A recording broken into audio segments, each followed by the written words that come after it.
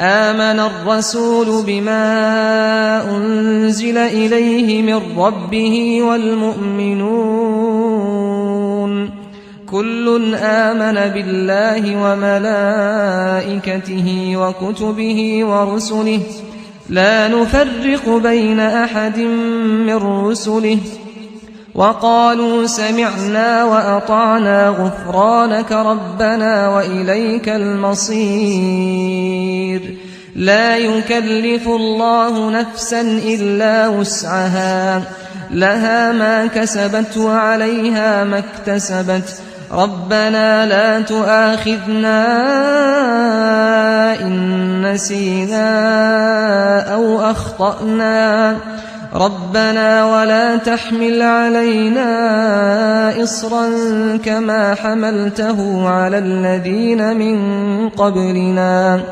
ربنا ولا تحملنا ما لا طاقة لنا به